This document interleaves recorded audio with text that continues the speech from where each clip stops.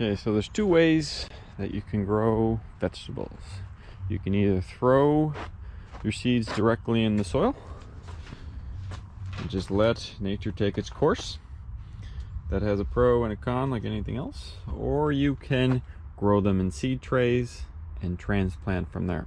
Also has its pros and its cons. Depending on the vegetable, we tend to either direct sow or transplant. And so these are our transplant. Then the question becomes, how do you know when to actually transplant them? Some of them are fairly straightforward. Some of them aren't as straightforward. And you want to be able to transplant at a time in the life of the little seedling that gives it the best opportunity to survive, because there is going to be a shock associated with going from here and into the ground. First thing you want to do is hardening off. So even though this is an unheated greenhouse, this layer still absorbs some UV out of the sun, so it hasn't fully felt the effect of a true sunlight. So yes, there's a weather component, but there's actually a direct sunlight component as well. So make sure you harden them off. So that's putting 2 or 3 hours of a day, a few days here and there, outside on the grass, put them back in, and then they'll be hardened off, ready to go. So then it becomes, how do you know when you need to do this? Some of them are straightforward. Onions, they're pretty much can be planted whenever, you know, as long as they're large enough. We tend to just do it when it's convenient for us. Lettuce, you can see as it grows, it kind of grows very quickly in small spaces, and you see lots of leaves, so you could already say that looks pretty good.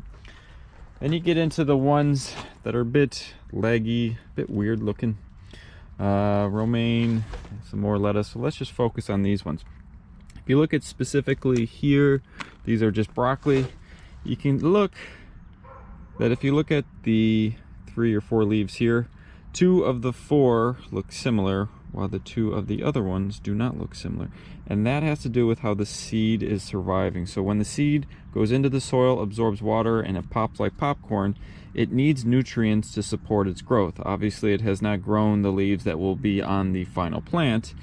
The seed and nature have gone off of the nutrients that are present in the cotyledon. So these leaves are the initial leaves that the plant supports itself with all the nutrients that it needs to support the growth at a time when the roots start growing, and then these leaves can then sequentially start growing out. So as the plant grows, or the seedling grows, it will then consume all these nutrients and eventually die off. So this doesn't necessarily mean that the seedling is dying. It may not look so good, but it's essentially run its course where it's absorbed all the nutrients here. It's now going to be a dead leaf, simply because it's supported the growth internally with the roots, as well as supporting these leaves right here. So now it's just passing the baton in the life cycle, that these things will then take the plant into its next stage of its life. So when you're looking at specifically here, every plant is a little different, every crop is a little different, your zones are a little different, everybody's preference is a little different. So the general rule of thumb is you transplant these specific ones, so I will focus on the non-lettuce ones since those can be the most finicky, is that you want 3 to 4 true leaves. So these wouldn't be considered true leaves because they came from the cotyledon, and these are going to be your true leaves. So as soon as you have 3 or 4 of the leaves that are going to be the true leaves associated with the plant, that is when you want to start transplanting these after you've hardened them off and everything. So you can see with the romaine in that, you can already see more than 2 to 3 of the true leaves. Same thing here, you can see the difference of these ones compared to these ones.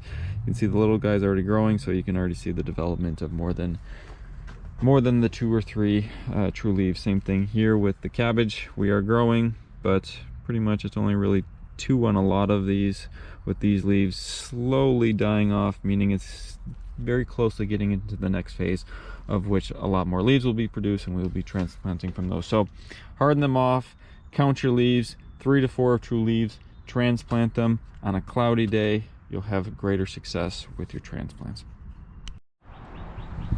So this is 24-hour update.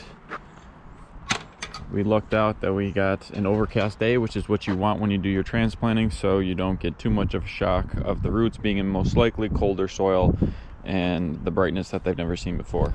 So I probably transplanted, I don't know, around 700, and you can see the lettuce broccoli, more of the broccoli and the cauliflower, onions, cabbage, and cabbage here. You see all of them have made it through the night, so all good with the transplanting. Nothing died out in the spring garden, and I'll give you an update on the back garden real quick too. Spring garden, we had to put some into the summer garden. No change here either. Everything transplanted as expected. All the cabbage, all the different lettuces, the Swiss chard, the kale, and the Brussels sprouts, all good on those. So it's really key to make sure if you're going to do transplants, it's just not a simple put them into a tray and then plug them out. You really want to do it in such a way, because if you don't do it correctly, you're going to set them up for shock and you're going to set them up to die. So I just want to grab, so if you look at our trays, the reason why I like the Winstrip trays, let's see if we can have a bigger one here. See how all those little roots are coming out of there? As soon as they feel or sense the air, they stop growing. So they're pruning. The air is pruning that, so it's not growing anymore. And if you were to take those from regular trays, like the ones you would get from, I don't have any in here, the ones you would get from the store, most likely they would be a ball. But the reason why these transplant so well is because as soon as you put them into the soil, those roots that were pruned through the air are now ready to push forward. And so you're setting the roots up for the best success to start growing into the soil. When they're wrapped up into a ball, well, they're just tied together and they don't have the ability to just quickly grow downward, which is what you need for the plant to stabilize itself. So make sure you're using the right trays. Make sure the soil temperature, this is an even better one, look at all those. So it will easily just fall apart. You know, if you had a ball one, it would be all wrapped up together, but see how this is just kind of a tangled mess? You have all those ends now that are ready to move downward instead of spiraling up on itself. So make sure you have enough true leaves. Make sure you harden them off. Make sure you put it on an overcast days, and make sure whatever you're using that you don't have balled up roots. So when you plug them into the soil, and you want the soil to be a little warmer, you don't want it to be too cold, so 40-50 degrees at least, for these roots not to have too much shock, and that will set you up for the best transplant success.